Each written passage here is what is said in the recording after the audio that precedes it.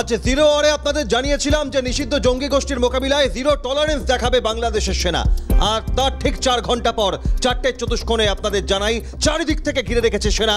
বাংলাদেশে অ্যাকশন মোডে সেনা এবং সব মিলিয়ে নিষিদ্ধ জঙ্গি গোষ্ঠী হিজবুত তাহরিকে মোকাবিলায় ঢাকায় রণক্ষেত্রের ছবি।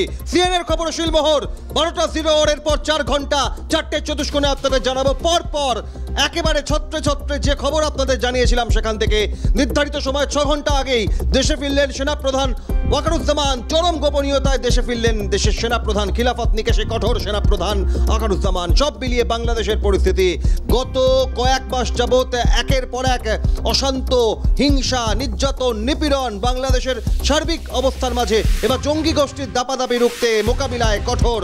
তার কারণ মার্চ ফর খিলাফত, তা মোকাবিলায় সেনা যে নতুন পথ দেখিয়েছে। আজ সকাল থেকেই আপনাদের জানিয়েছিলাম, আরও বিস্তারিত সরাসরি chief reporter Satyajit Mukhopadhyay zero আওয়ারে আপনাদের জানিয়েছিলেন এবং পরতে প্রত্যেক মুহূর্তে একই ছবি ধরা পড়ছে তার। সত্যজিৎ ঠিক একইভাবে নির্দিষ্ট 6 ঘন্টা আগে সেনাপ্রধান যাতে দেশে ফিরবেন তার কৌশল এবং অন্যদিকে পাল্টা হুমকি হুঁশিয়ারি ফিরতে দেব না যে কথা তুমি জানিয়েছিলে একদম ছত্রে মিলল।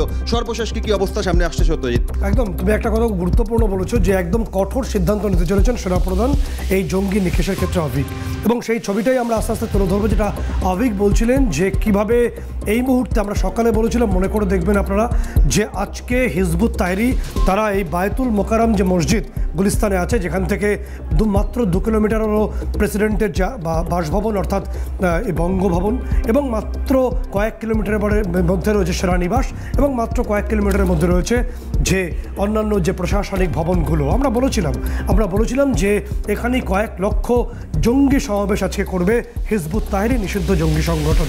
আমরা সকালে বলেছিলাম যে এখান থেকেই তারা উত্তরের গেট, ওই ধর্মীয় স্থানের উত্তরের গেট থেকে তারা বেরিয়ে তারা আক্রমণ চালাতে যাবেন, এবং সেই ছবি, সেই বিষয়টা এবার ছত্রে মিলছে, এবং হিজবুত তাহরির তরফে তারা ব্যাপক আক্রমণ চালাচ্ছে এই মুহূর্তে ঢাকা জুড়ে। একের পর এক যে সরকারি বাসভবন বা সরকারি কর্তাদের যে অংশ, সেখানে তারা দখল নেওয়ার চেষ্টা করছিল। একদম দফায় বোম চার্জ তারা করেছে, বোমা বিস্ফোরণের শব্দ শোনা গেছে বারংবার। এবং যে কথা আমরা আগেই বলেছিলাম যে সেনা প্রধান তিনি ফিরবেন, এই সম্ভাবনাই ছিল চরম, এবং যে তথ্য আমাদের কাছে এই মুহূর্তে এসে পৌঁছচ্ছে, এবং মৌলবাদীদের কাছে ভীষণ খারাপ খবর। মৌলবাদীরা একেবারে তারা সিঁদুরে মেঘ দেখতে পারেন এই খবরের থেকে। সেই খবরটি হলো অত্যন্ত গোপনীয়তার সঙ্গে বাংলাদেশের সেনাপ্রধান তিনি ব্যাক করে গেছেন বাংলাদেশে, তিনি বাংলাদেশে ফিরে এসছেন, এবং তিনি শাহজালাল এয়ারপোর্টে নামেননি অনেক গোপনীয়তার কারণে। পরিবর্তে তিনি নেমেছেন তেজগাঁও যে এয়ারপোর্ট আছে বাংলাদেশে, সেই তেজগাঁওয়ে তিনি অবতরণ করেছেন। কেন তিনি তেজগাঁওয়ে অবতরণ করেছেন? তার কারণ হলো তেজগাঁওয়ে পুরোপুরি সামরিক নিরাপত্তায় সেনাপ্রধান তিনি অবতরণ করেছেন বলে আমরা জানতে পারছি। কিছু আগে তিনি অবতরণ করেছেন এবং নির্ধারিত সময়ের 6 ঘন্টা আগে তিনি অবতরণ করেছেন। এরপর আমাদের তথ্য আসছে তিনি সোজা চলে যান একেবারে সেনানিবাসে, এবং তিনি নির্দেশ দিয়েছেন, তার নির্দেশ মোতাবেক ঢাকার যে 24 ডিভিশন আছে সেই 24 ডিভিশনের যারা আধিকারিক সেনা, তারা এই মুহূর্তে ঢাকার রাস্তায় হিজবুত তাহরি ক্র্যাকডাউন শুরু হয়ে গেছে, এবং এই 24 ডিভিশনের ব্যাপক অ্যাকশানে ইতিমধ্যে পিছু হটতে শুরু করেছে হিজবুত তাহরি এবং মৌলবাদী গোষ্ঠী। বিভিন্ন অংশে সেনাবাহিনীর ধাওয়া খেয়ে বা পুলিশের ধাওয়া খেয়ে যে গুলিস্তান বা বিভিন্ন অংশ আছে, ঢাকার যে বিভিন্ন পশ এরিয়াগুলোর ফ্ল্যাট আছে, সেখানে গিয়ে আত্মগোপন করেছেন এই মৌলবাদী দলের বিভিন্ন নেতারা বলে আমরা সেখানকার বিভিন্ন সোর্স মোতাবেক জানতে পারছি। কেন এত বিষয়, কেন এত কিছু? কারণ যেটা আমরা জানতে পারছিলাম যে ইউনুস সিন্ডিকেটের লক্ষ্য ছিল আজকে এই হিজবুত তাহরি বা এই খিলাফত আন্দোলনের মাধ্যমে পুরো বাংলাদেশ জুড়ে একটা নৈরাজ্য তৈরি করার, এবং নৈরাজ্য তৈরি হলে, অবস্থা বেগতিক হলে সেনাপ্রধানকে দেশে না ফিরতে দেওয়ার একটা ন্যারেটিভ তারা তৈরি করবেন। তার আগেই একেবারে সবাইকে চমকে দিয়ে সেনাপ্রধান দেশে ফিরেছেন। দেশে ফিরেই কঠোর সিদ্ধান্ত নিয়েছেন ক্র্যাকডাউন করতে হবে সমস্ত মৌলবাদী ঘাঁটিগুলো, মৌলবাদীদের ওপর। এবং আমরা যে তথ্য দিয়েছিলাম যে সেনাপ্রধান বিভিন্ন মৌলবাদীদের ওপর ব্যাপকভাবে তিনি অ্যাকশন মোডে আসবেন, অ্যাকশন নেবেন, সেই তথ্যই পরিষ্কার হচ্ছে। অভিক, সেভাবেই আমাদের তথ্য প্রত্যেকটি অংশে শিলমোহর পাচ্ছে, স্বীকৃতি পাচ্ছে। আমি এখান থেকে দুটো বিষয় একটু অতীতে ফিরে যাই। এই নিউজ রুমে দাঁড়িয়ে সত্যই তুমি জানিয়েছিলে যে সেনা প্রধানের সঙ্গে ইউনূসের মতবিরোধ, মতভেদ, দূরত্ব ক্রমশ তৈরি হচ্ছে। তার কারণ প্রথমে প্রাথমিকভাবে অন্তর্বর্তী সরকার সেনা প্রধানের সঙ্গে আলোচনা করে যে দিশা দেখিয়েছিলেন ইউনূস, বাস্তবে তার কৌশল ষড়যন্ত্র সেটা প্রকাশ্যে আসার পর কোথাও কোথাও মতবিরোধ। দিন কয়েক আগে বায়ুসেনা ঘাঁটিতে যখন চট্টগ্রামের কক্সবাজারে হামলা হলো, তারপর কি সেনা আরও কঠোর মনোভাব দেখিয়েছে যে এইভাবে হামলা যদি বরদাস্ত করা হয় তাহলে আগামী দিনে মৌলবাদীরা, এই সঙ্গী সংগঠন, তারা গোটা বাংলাদেশকে গ্রাস করবে। তার পরিপ্রেক্ষিতে একেবারে অঙ্কুরে বিনাশ করার এই কৌশল। একদমই তাই, তুমি সঠিক কথা বলছো। কারণ তুমি জানো যে হার্ভার্ডের যে রিসেন্ট জার্নালটি এসছে তাতে তুমি দেখতে পাচ্ছ 35% 40% পর্যন্ত বাংলাদেশের যে সেনার মধ্যে সেখানে মৌলবাদীদের অনুপ্রবেশ ঘটে গেছে। ফলে সেনাবাহিনীর যদি 40% মৌলবাদীদের হাতে চলে যায় তাহলে সেনা তো দেশের হাতের বাইরে। এবং সেই জায়গা থেকে সেনা প্রধান, আমরা যে তথ্য জানতে পারছি, তিনি বিদেশের মাটিতে বসেই বাংলাদেশ সম্পর্কে ভাবছিলেন, তার দেশ সম্পর্কে ভাবছিলেন যে কিভাবে এই দেশের শান্তিটা ফেরানো যায়। এবং যে ছবি আমাদের কাছে আসছে যে সেনাপ্রধান রাতে ফিরতেন, পরিবর্তে তিনি তার 6 ঘন্টা আগেই ফিরে গেছেন। অত্যন্ত গোপনীয়তায় সেনার মাত্র কয়েকজন শীর্ষ কর্তা জানতেন যে ওয়াকারুজ্জামান তিনি দেশের মাটিতে পা রাখছেন। অধিকাংশ সেনাকর্তা জানতেনই না এবং তিনি অত্যন্ত গোপনীয়তার সঙ্গে সেনানিবাসে চলে যান। সেখান থেকে তিনি গোটা ব্যাপারটা এই মুহূর্তে অপারেট করছেন। সেই ছবি, সেনাপ্রধান দেশে নামছেন, তেজগাঁও এয়ারপোর্টে তিনি নেমেছেন, অত্যন্ত গোপনীয়তার সঙ্গে নেমেছেন এবং অধিকাংশ সেনাকর্তা জানেনই না যে ওয়াকারুজ্জামান তিনি দেশে ফিরে গেছেন। এবং ওয়াকারুজ্জামানের নির্দেশে হিজবুত তাহরিকে ক্র্যাকডাউন শুরু হয়েছে। ঢাকা জুড়ে ব্যাপকভাবে সেনা রাস্তায় রয়েছে। তারা 24 ডিভিশন, যাদের হাতে পুরো ঢাকা নিরাপত্তা থাকে, তাদেরকেই নামানো হয়েছে। এবং তার পাশাপাশি আমরা দুটো কথা সকালে বলেছিলাম। প্রথম বিষয় হলো যে সেনাপ্রধান এসেই মৌলবাদী ঘাঁটিগুলোকে আবার ভাঙবে। আমরা দেখাচ্ছি যে সেনাপ্রধান ঠিক সেইভাবেই মৌলবাদীদের উপর কি চরম আঘাত তিনি হানছেন এবং হানতে থাকবেন। এর পাশাপাশি আরও একটি তথ্য আমরা জানিয়েছিলাম যে ইউনূস সিন্ডিকেটের বিরুদ্ধে বেশ কিছু তথ্য ইতিমধ্যে সেনাপ্রধানের হাতে চলে এসছে, যেটা নিয়ে তিনি অন্তর্বর্তী তদন্তের নির্দেশ দেবেন। ফলে 26শে মার্চ তড়িঘড়ি চীনকে সামনে রেখে, চীনের একটা ইস্যুকে সামনে রেখে কেন ইউনূস দেশ ত্যাগ করতে চলেছেন, কেন দেশ ছাড়তে চলেছেন, এবার বোধহয় মানে যারা দর্শক তারা বুঝবেন, তারা ভালো করেই বুঝবেন যে গোটা ছবিটা ঠিক কোন দিকে এবং কত গুরুতরভাবে প্রবাহিত হচ্ছে হবে। আমি এখান থেকেও সূত্র ধরে সত্যজিৎ, তার কারণ ধারাবাহিকভাবে যে ইনপুট তথ্য আগাম জানিয়েছে দর্শকদের এবং সেই তথ্যের অনুসারে আমি জানবো যে 20শে জানুয়ারি, আমি যদি একটুখানি ফিরে তাকাই, ডোনাল্ড ট্রাম্পের শপথ গ্রহণ, ইউনূস দেশ ছাড়লেন, অন্য দেশের মাটিতে গেলেন। তারপর ইউনূসের বিভিন্ন দেশে আমন্ত্রিত সদস্য না আমন্ত্রণ পেয়েছেন, তার থেকেও বড় কথা সেখানে তিনি হাজির হয়েছেন। এখান থেকে দাঁড়িয়ে 26শে মার্চের তার পরিকল্পনা। কিন্তু সত্যজিৎ, এই সেনাপ্রধানের সঙ্গে যে দূরত্বের পাশাপাশি ইউনূস একটা অশান্ত পরিস্থিতি তৈরি করার যে চক্রান্ত চালাচ্ছিলেন, সেখানে বিএনপি হোক, সেনা হোক, অন্যান্য বাংলাদেশের অন্যান্য সংস্থা হোক, যারা নির্বাচনের মাধ্যমে একটা সরকার গঠন হোক, সুশাসন তৈরি হোক চাইছিল, এবার কি ইউনূসের সঙ্গে আড়াআড়িভাবে বিভাজন তৈরি হবে তাদের?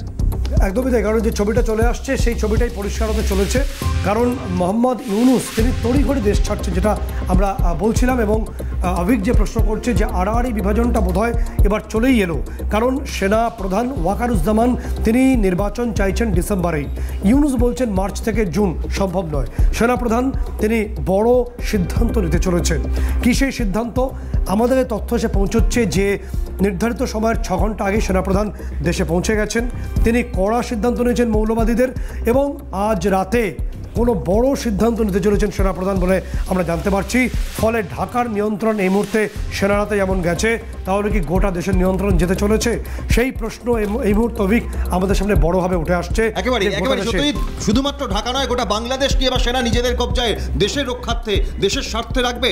আর একই সঙ্গে বড় সিদ্ধান্ত আজ সন্ধ্যেবেলা হতে চলেছে কি, তার কারণ বহু সিদ্ধান্ত যা আগে আপনাদের জানিয়েছেন চিফ রিপোর্টার। আর এবার সেখান থেকে দাঁড়িয়ে আজ যে পরিস্থিতি তৈরি হয়েছে, এখন আরও বিস্তারিত বিশ্লেষণের জন্য জাতীয় সুরক্ষা নিরাপত্তা বিশেষজ্ঞ আর্য ঘোষ আমাদের সঙ্গে সরাসরি রয়েছেন। সত্যজিৎ, তোমার প্রশ্ন সরাসরি। একদমই আর্যবাবু, আপনি এই মুহূর্তে যে বিগ ব্রেকিংটা আমাদের কাছে এসে পৌঁছচ্ছে, আপনি পুরোটাই অবহিত আছেন যে ওয়াকারুজ্জামান তিনি দেশে ফিরবেন কিনা সংশয় ছিল। কিছু আগে, নির্ধারিত সময়ের 6 ঘন্টা আগে তিনি দেশে ফিরছেন, একাধিক সোর্স আমাদের কনফার্ম করছে, এবং তিনি কঠোর সিদ্ধান্ত নিয়েছেন, যে কারণে ঢাকার সেনার যে 24 ডিভিশন ঢাকায় তারা রাস্তায় নেমেছে এবং ব্যাপক ক্র্যাকডাউন চলছে মৌলবাদীদের বিরুদ্ধে। এবং রাতেই কোনো বড় সিদ্ধান্ত বোধহয় সেনা কর্তারা নিতে যাচ্ছেন বা সেনাপ্রধান নিজে নেবেন। ঢাকার নিয়ন্ত্রণ এই মুহূর্তে সেনার হাতে আছে, কোন পথে বাকি অংশ যাচ্ছে আপনার ব্যাখ্যাটা জানতে চাইব। দেখুন, যেটা আমি একদমই এটাতে স্থির ছিলাম যে সেনাপ্রধান 3 দিন পরেই ফিরবেন, আমি এর বাইরে কিছু বলিনি। তো অবভিয়াসলি সেখানে একটা উদ্দেশ্য ছিল, সেখানে আমার মনে হয় ওনাকে ডিব্রিফ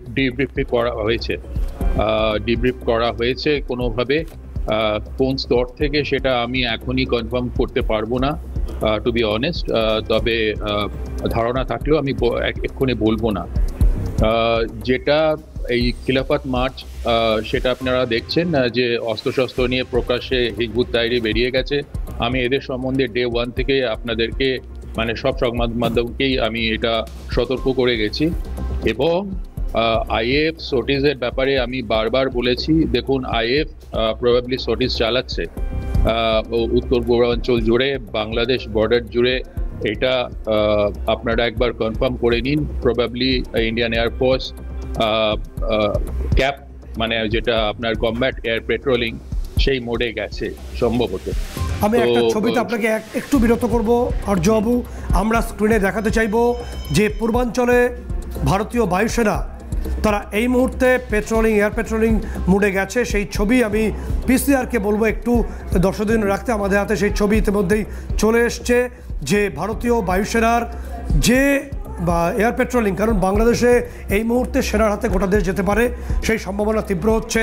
সেনা প্রধান ওয়াকারুজ্জামান তিনি দেশে ফিরে গেছেন, এবং তার পাশাপাশি কোনো রকম সংশয় না রেখে যদি পার্শ্ববর্তী দেশে সেনার শাসনে চলে যায়, সরকার না থাকে, সেক্ষেত্রে দায়িত্বশীল রাষ্ট্র হিসাবে ভারত আর চুপ করে বসে থাকতে পারে না।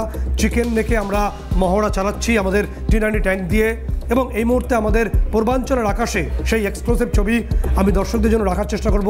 যে তথ্য আর্যবাবু প্রথম জানালেন স্ক্রিনে, যে পূর্বাঞ্চলে আমাদের বায়ুসেনার মহড়া, বায়ুসেনার যে এয়ার সার্ভিলেন্স, এয়ার পেট্রোলিং আমরা দেখাচ্ছি, সেই এয়ার পেট্রোলিং শুরু হয়ে গেছে। কোনো একটা আশঙ্কা তৈরি হয়েছে যে যদি কোনো জঙ্গি গোষ্ঠীর হাতে ক্ষমতা যায়, বাংলাদেশে দুটো বিভাজনে বিভাজিত হয়েছে বাংলাদেশ সেনা, ফলে যদি কোনোভাবে ওয়াকারুজ্জামানের বিরুদ্ধেই কূপ হয়ে যায়, তাহলে ভারতীয় সেনাকে সতর্ক থাকতে হবে, অথবা অন্যদিকে আমরা অন্যভাবে এগোবো।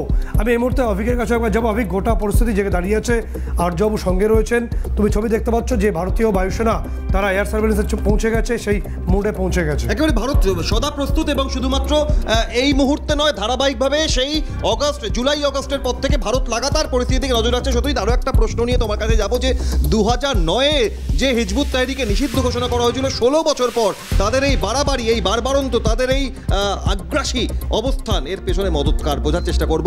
ফিরছি 4:24 চারদিকের খবর নিয়ে। বাংলাদেশের ঢাকার এই পরিস্থিতি, অ্যাকশন মোডে সেনা। 7ই মার্চ বাংলাদেশে বঙ্গবন্ধু জাতির উদ্দেশ্যে ভাষণ, সেই 7ই মার্চ ফর খিলাফতের ডাক, এবং তার পরিপ্রেক্ষিতে এই জঙ্গি গোষ্ঠীর মার্চ ফর খিলাফতের ডাক দিয়ে বাংলাদেশের ঢাকার রাজধানী শহরে উত্তাল পরিস্থিতি তৈরি করার চেষ্টা, আর তাকেই সরাসরি কড়া হাতে দমন সেনার। চারদিক থেকে ঘিরে রেখেছে সেনাপ্রধানের দেশে ফেরা। সিএনএর খবর শিলমোহর, নির্দিষ্ট সময়ে 6 ঘন্টা আগে ফিরেছেন সেনাপ্রধান ওয়াকারুজ্জামান। সব মিলিয়ে ইতিমধ্যেই ভারতের আকাশে এয়ার পেট্রোলিং শুরু হয়েছে। বাংলাদেশের এই পরিস্থিতি কোন দিকে যাচ্ছে সব নজর রাখছে জিএফ রিপোর্টার সত্যজিৎ মুখোপাধ্যায় রয়েছে নিউজরুম থেকে। সত্যজিৎ, ইতিমধ্যেই এর আগে আমরা দেখেছিলাম যে সেই শিলিগুড়ির চিকেন নেক থেকে শুরু করে চট্টগ্রামে বাংলাদেশে রোহিঙ্গাদের সঙ্গে, মায়ানমারের সঙ্গে, আরাকান আর্মির সঙ্গে বাংলাদেশ বাহিনীর ঝামেলা, নানা ঘটনা। কিন্তু এই এয়ার পেট্রোলিং কি নতুন একটা ইঙ্গিত দিচ্ছে সেনা কবজায় আনতে চলেছে বাংলাদেশ, তার জন্য কড়া নজরদারি? গুরুত্বপূর্ণ প্রশ্ন অভিক। আমি সরাসরি আর্যবাবুর কাছে যাব। তিনি প্রথম উত্থাপন করেছেন, ইঙ্গিত দিয়েছেন, আমরা দেখিয়েছি যে ভারতের আকাশে পূর্বাঞ্চলে এয়ার সার্ভিলেন্স শুরু হয়েছে, এবং ঢাকায় এই মুহূর্তে ওয়াকারুজ্জামান ফিরে গেছেন, দ্বিধাবিভক্ত সেনা। ফলে ওয়াকারুজ্জামান চাইবেন নিয়ন্ত্রণ আনতে, এবং অন্য একটি অংশ অর্থাৎ ফাইজুর রহমানরা চাইবে সেখানে মৌলবাদের মানে যে দাপাদাপি বজায় থাক। কতটা বিভাজিত অবস্থায় বাংলাদেশকে নিয়ন্ত্রণে আনতে পারবেন ওয়াকারুজ্জামান, এবং ভারত কতটা সতর্ক আছে এই গোটা বিষয়টি নিয়ে? আর্যবাবু, ভারত, এইটুকুনি আমি বলতে পারি যে ভারত অত্যন্ত সতর্ক, এবং যেটা আমি বারবার বলে যাচ্ছি, যে যেটা বারবার বলেও গেছি, আশা করি সেটা ঠিক জায়গায় পৌঁছেছে এবং ইন্ডিয়ান এয়ারফোর্স, এটাকে ক্যাপ বলা হয়, cap mission, combat air patrolling, সেই মোডে গেছে আমার ধারণা। এবং এটা যথেষ্ট ইঙ্গিতবহ সত্যজিৎ বাবু, এইটুকুনি আপনাকে বলতে পারি। এবং এখানে বাংলাদেশের যে সৈন্যবাহিনী, ওয়াকারুজ্জামান, তিনি বারবার বলছেন 30,000 আমাদের সৈন্য, এবং আই হ্যাড এনাফ। এই আই হ্যাড এনাফ কথাটার কোনো মানেই নেই সত্যজিৎ বাবু। বা উনি কি করেছেন, বাংলাদেশ সেনাবাহিনী কি করেছে এই অগাস্ট থেকে 2024-এ এখনো পর্যন্ত, একদম আপনার নীরব দর্শকের ভূমিকায় ছিল। তো মানে কি করেছেন, he had enough or not, মানে হি হ্যাড ডান নাথিং। তো সেই জন্যই ভারতের, আমি যা বারবার বলছি, ভারতের সদর্থক ভূমিকা নিতেই হবে, কেননা এইখানে আমাদের বিপদ চরম। আমি খুব পরিষ্কার বলে দিচ্ছি আবার, বিশেষ করে পশ্চিমবঙ্গ, ত্রিপুরা, বিহার এবং আপনার ওড়িশাও। আর একটা জিনিস আমি বলছি যে হাইপারসনিক মিসাইলটা প্রয়োজনে ভারত কি, প্রয়োজনে, আবারও বলছি প্রয়োজনে, জাতীয় স্বার্থের প্রয়োজনে ভারত কি আকাশ সীমা অতিক্রম করবে, আপনি বলছিলেন? একদম একদম, আপনাকে আমি নিশ্চিত করে বলে দিতে পারি, ভারত একদম করবে, এইটা আমি আপনাকে বলে দিতে পারি। সম্ভাবনাটাও খুব বেশি আছে, এইটা এক নম্বর। আর তার সঙ্গে আর একটাও সম্ভাবনা আছে, সেইটা এই মুহূর্তে বলবো না, পরের একটু ডেভেলপমেন্টটা দেখি, তারপর আপনাকে আমি বলবো। একটা সত্যজিৎবাবু খুব বড় নিউজ আপনাকে আমি বলতে যাচ্ছি, যেটা আজকে সংবাদ মাধ্যমে বেরিয়েছে, তার খুব ছোট্ট অংশ আপনাকে আমি বলছি। অজিত ডোভালের এটা নিয়ে, ভিজিটটা নিয়ে, Islamic State of Bengal, ISSB, এইটা নিয়ে কিন্তু আমরা আমাদের ভাষায় বলি কোড রেড। এই কোড রেড পর্যায়ে প্রায় চলে গেছে ভারতীয় গোয়েন্দাদের যেটা উদ্বিগ্নতা, সেইটা কিন্তু খুব সাংঘাতিক। এবং এরা, এই আইএসআই, এরা আপনার শুরু করে এই কাজটা, ওদের যে বাংলাদেশে আছে ইউসুফ অল হিন্দ, আনসার উল তৌহিদ এবং হরকত উল হারবে ইসলামী, এই তিনটে সংস্থায় কিন্তু আপনার টেররিস্ট অর্গানাইজেশন, পাকিস্তানের আইএসআই তৈরি, এটা আইসিস এর হয়ে ইসলামী খিলাফত বানানোর প্রাথমিক কাজকর্ম শুরু করে। এবং এর জন্য সত্যজিৎবাবু নোট করুন, পশ্চিমবঙ্গ এবং মহারাষ্ট্রকে বেছে নেওয়া হয় প্রাইমারিলি, এবং তারা কাজকর্ম শুরু করে দিয়েছে। আবার বলছি, কোড রেড পর্যায়ে চলে গেছে আইএসবির ব্যাপারটা। অজিত ডোভাল কিন্তু 15-16 ফেব্রুয়ারির যে বৈঠকটা, সেইটাতে আইএসবি নিয়ে স্পেশালি নির্দেশ দিয়েছেন। আইসিস কিন্তু ঘাঁটি গাড়ছে আইএসআই এর মদতে বাংলায়। আমি বারবার বলেছি, অর্থাৎ আপনি বলতে চাইছেন আজকে যে মার্চ ফর খিলাফতের কথা হিজবুত তাহরির নিষিদ্ধ গোষ্ঠী বলেছে, তারা ঢাকা থেকে যে জঙ্গি সন্ত্রাসবাদীমূলক কার্যকলাপ শুরু করতে চেয়েছে, সেটাকেই এক্সটেন্ড করিয়ে সীমান্ত পেরিয়ে এপার বাংলাকে আক্রমণ করে এবং এপার বাংলা সংগঠনকে বৃদ্ধি করে গোটাটাকে জুড়েই এই ইসলামিক যে রিজাইম অফ বেঙ্গল আপনি যা বলছেন, এটাকে রেডি করতে চাইছে। এবং সেটা গোয়েন্দা রিপোর্টে এসে গেছে, এবং সেই কারণেই আমাদের তরফে সামরিক তৎপরতা শুরু হয়েছে। ছবিটা অনেকটা তাই কি?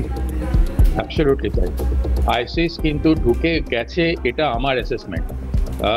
এটাই দেখুন, সংবাদ মাধ্যমে সব কিছু বেরোবে না, আমি কোনো স্পেকুলেশনে যাব না, এমন কোনো কথা বলবো না যেটা আমাদের জাতীয় নিরাপত্তা লঙ্ঘন করে বা বিঘ্নিত হয়। কিন্তু আইএসআই এর মদতে আইসিস কিন্তু ঘাঁটি গাড়ছে বাংলায়। আমার অ্যাসেসমেন্ট, আইসিস কিন্তু ঢুকে গেছে এবং সীমান্তে নজরদারি বাড়ানোর কথাও ডোভাল বলেছেন, যেটা আমি বারবার বলে যাচ্ছিলাম, প্রতিদিন বলেছি, এর আগের দিনও বলেছি। তো সেই জন্য সত্যজিৎবাবু, সুন্দরবন, ক্যানিং, এই জায়গায় জলপথে, আমি আবার বলছি, আমার কথা যেহেতু শোনেন নির্দিষ্ট লোকেরা, তারা যারা শুনছেন তাদেরকে আমি আবার বলছি, সুন্দরবন, ক্যানিংয়ে ইস্টার্ন কমান্ডের কে আমি বলবো নৌবাহিনীর বাড়ান, নজরদারি বাড়ান, স্যাটেলাইট সার্ভেলেন্স জলের ওপরে বাড়ান, এবং তার সঙ্গে আপনার এই যে পোরাস বর্ডারটা আছে ল্যান্ডে, সেইখানে কিন্তু আপনারা প্রযুক্তি বাড়ান, যে ফেন্সগুলো আছে সেগুলো খুব পাকাপোক্ত উঁচু করুন, আউটপোস্ট যেগুলো আপনার ওয়াচ টাওয়ার সেগুলো খুব উঁচু করুন, পাকাপোক্ত করুন, অত্যাধুনিক অস্ত্র দিন। প্রযুক্তিগুলো আপনারা জানেন, আমি বলবো না। আর যখন আমি যে প্রশ্নটার কাছে আসবো, যে ছবি আপনি বলছেন যে অজিত ডোভাল আমাদের এনএসএ তিনি ভিজিট করেছিলেন, তারপর থেকে আমরা দেখতে পাচ্ছি যে চিকেন নেকের অংশে আমাদের T-90 ট্যাঙ্কের নিয়ে যে মহড়া আমরা দেখতে পাচ্ছি, মারাত্মক মহড়া চলেছে। এবং কিছু আগে পূর্বাঞ্চলের এয়ারফোর্সের যে এয়ার সার্ভেলেন্স শুরু হয়েছে, এই সবটাই কি ডোভাল এফেক্ট আমরা ধরে নিতে পারি? বাংলাদেশকে সতর্ক হতে হবে, 1 নম্বর। আর দ্বিতীয়ত যে তথ্য আমরা পাচ্ছি যে আজকে তৌহিদি জনতার নামে যে সন্ত্রাসমূলক কার্যকলাপ বাংলাদেশে শুরু হয়েছে, তার বিরুদ্ধে ওয়াকারুজ্জামান রাতেই বড় সিদ্ধান্ত নিতে চলেছেন। গোটা বাংলাদেশটাই কি সেনাবাহিনীর নিয়ন্ত্রণে যেতে চলেছে? এই ছবিটা কতটা হবে বলে আপনার মনে হয় বা হতে পারে? প্রথম প্রশ্নটা আমি বলি যে অ্যাবসলিউটলি অজিত ডোভাল এফেক্ট। উনি অনেক দিন ধরে এটার উপর নজর রাখছিলেন, এটা নিঃসন্দেহ থাকুন। আর ISB, Islamic State of Bengal, এটা কিন্তু খুব মারাত্মক ব্যাপার।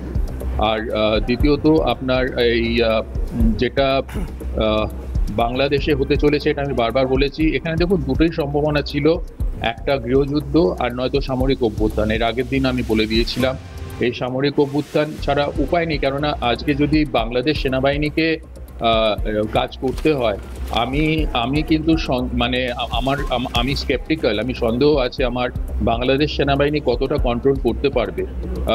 সেই ক্ষেত্রে মাস মানে শুটিং এই সমস্ত না করলে হবে না। কেননা 30,000 উনি বলছেন ক্যান্টনমেন্টে নিয়ে ফেরত যাবেন সৈন্য, ওখানে তো লাখ লাখ লোক আছে এই হিজবুত তাহরির যা নেমেছে রাস্তায় দেখছি। তো সেই জন্য বলছিলাম ওদের সংখ্যাটা যথেষ্ট বেশি।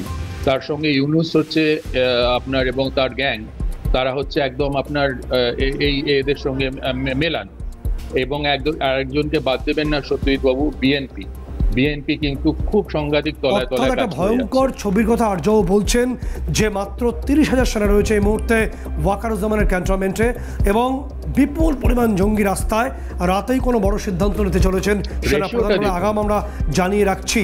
এবং কতটা নিয়ন্ত্রণ করা সম্ভব হবে এই মৌলবাদীদের বা ঢাকাকে বাঁচানোর জন্য, বাংলাদেশকে বাঁচানোর জন্য এবং প্রতিবেশী ভারতের সুরক্ষার বিষয়টা থাকছে বলে অভিক একটা বড় অংশ মনে করছেন।